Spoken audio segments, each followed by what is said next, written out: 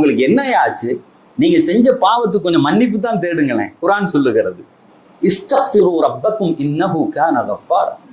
எல்லாரும் செய்யற பாவமும் கண்ணுக்கு தெரியும். ஆனா இவர் ஏதோ அவுலியா மாதிரியே பேசிட்டு இருப்பார். நிறைய நேரம் பாவம் மன்னிப்பு தேடினா இவன் யோசிக்கிறான், நம்ம என்ன செஞ்சோம் பாவம் தருது? நான் என்ன தண்ணி அடிச்சேனா, இல்ல வேற ஏதாவது செஞ்சேனா, இல்ல வட்டி வாங்கினானா, இல்ல என்னையா செஞ்சேன் நான்? பாவம் மன்னிப்பு எல்லாம் சொல்றான், பாவம் செய்யாட்டி இங்க இருக்கவே முடியாதுங்கண்ணா.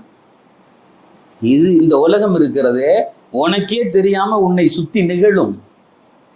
எல்லாம் சொன்னா, நீங்கள் எல்லாம் பாவம் இல்லாமல் ஆகிவிட்டீர்கள், எல்லாம் அவுலியாவாயிட்டான். 100% 24 கேரட். அல்லாஹ் சொல்றான், நீ எனக்கு தேவையில்லை, இந்த உம்மத்தை அப்படியே அழித்து விட்டு இன்னொரு கூட்டத்தை கொண்டு வருவேன். அவன் காலையில பாவம் செய்வான், சாயங்காலம் என்கிட்ட மன்னிப்பு கேட்பான். ஆஹா, நான் அதை விரும்புவேங்கிறான் அல்லாஹ்.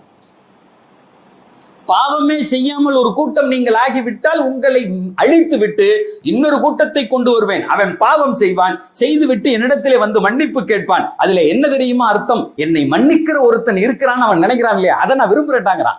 What a beautiful verse. நான் சொல்றது புரியுத? ரொம்ப மெல்லிய ஒரு ஒரு ஒரு ஒரு ஒரு இலையானது. அல்லாஹ் நம்மள்ட்ட இருந்து விரும்புறது அவன்கிட்ட வரணுங்கிறது. அல்லாஹ் என் பாவத்தை மன்னிடான். இன்னலஹு ரப்பன் யக்ஃபிரு துனூப.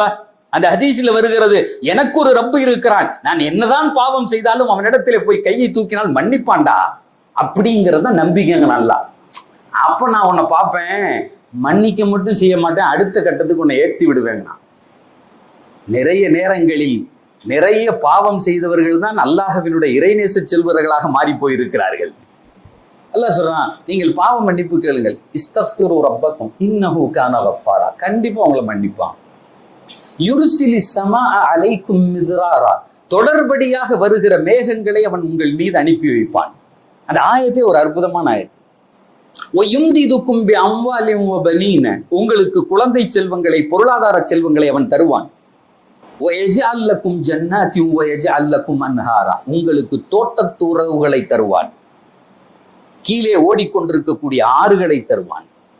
ஒரே செய்தி தான், நீ பாவம் மன்னிப்பு தேடினா தொடர்படியான மேகங்களை உங்களுக்கு நான் அனுப்பி வைப்போம். மழைன்னு சொல்லலை சார், மழை வந்த பின்னாடி சில நேரத்தில் வேக்கும். ஆனா அந்த மழைக்கு முன்னால் உள்ள சூழல் இருக்குல்ல, ரொம்ப ரம்மியமா இருக்கும். What a beauty. அப்படியே அந்த தென்றல் காட்டு மாதிரி அந்த மண் வாசனை வரும், அந்த மேகம் வரும், எல்லாம் அந்த கிளைமேட்டே டோட்டலா சேஞ்ச் ஆகும். மழை வந்த பின்னாடி வேக்க ஆரம்பிச்சிடும். எல்லாம் சொல்றான், தொடர்படியாக வருகிற மேகங்கள் உன்னின் மீது இறங்கும், உன்னுடைய சூழல்கள் எல்லாம் மாறும், கிளைமேட் சேஞ்ச் ஆகும், குளிரும், லேசா குளிரும், மண் வாசனை அடிக்கும். அப்படியே நீங்க மழை வர்றதுக்கு முன்னாடி எல்லாருக்குமே ஒரு ஆனந்த கூத்தாரு. எல்லாம் சொல்றான், தொடர் மேகங்களை நாம் அனுப்பி வைப்போம். சரி, இப்ப மே மாசத்துல உட்காந்து இஸ்திஃபார் செய்யறோம், எனக்கு மழை வருமா? முட்டாதனமா இல்ல? எப்படி வரும்? வெயில் பிரிச்சு சாத்தி மேய்ஞ்சிக்கிட்டு இருக்கு, எப்படி மழை வரும்? இந்த ஆயத்துக்கு என்ன அர்த்தம்? குளிர்காலத்தில் இந்த ஆயத்தை ஓத வேண்டும், அப்படி அர்த்தமா? சில பேர் அப்படி கூட யோசிக்கலாம், இது அந்த காலத்துல போய். அல்லாஹ் சொல்லுகிறான், ஊர்ல உள்ளவனுக்கு பூரா வெயில், நீ மட்டும் இஸ்திஃபார் செய்து பார், அந்த மழை வந்தால் என்ன மனோநிலை ஏற்படுமோ அதை நான் ஏற்படுத்தி தருவேன்டா. புகாரி முஸ்லீம்ல ஒரு ஹதீஸ் வருது, பெருமானார் அவர்கள் சொல்லுவார்கள், மன் அசாபஹு ஹம்முன், மன் அசாபஹு ஹம்முன் அவ் கம்முன் அவ் சகமுன் அவ் ஷித்தத்துன். ஒரு மனுஷனுக்கு 4 நிலைமைகள் இருக்கலாம். ஒண்ணு, கவலையில் இருக்கலாம், கம் அப்படின்னு சொன்னா கவலை, கடந்த கால அந்த வேதனைகள் வருத்தங்கள் இருக்கலாம், அல்லது எதிர்காலத்தை குறித்தான பயம் இருக்கலாம். நான் என்ன செய்ய போறேன், படிச்சு முடிச்சுட்டேன், வேலை கிடைக்குமா, என்னுடைய எதிர்காலம் என்ன, என் கடை எங்க போகும், என்ன ஏதுன்னு தெரியாது. அல்லது நடந்து முடிந்த ஒரு செயல் அழுத்தி கொண்டிருக்கலாம். 3வது, இதை 2ஐயும் விட்டுட்டு நோயிலே இருக்கலாம், சக்கம் அப்படின்னு சொன்னா நோயிலே இருக்கலாம். 4வது சித்தா, சில நேரத்துல எதுலையாவது போய் வலுவா மாட்டி, அல்லது இவர் மாட்டாட்டியும் அந்த சூழலை இவரை மாட்டி விடலாம், சித்தத்தும். இப்படி ஏற்பட்டால் நாயகம் ஸல்லல்லாஹு அலைஹி வஸல்லம் சொல்றாங்க, ஃபல் யகுல், அவர் சொல்லட்டும், அல்லாஹ் அல்லாஹ் ரப்பி லா ஷரீகலா.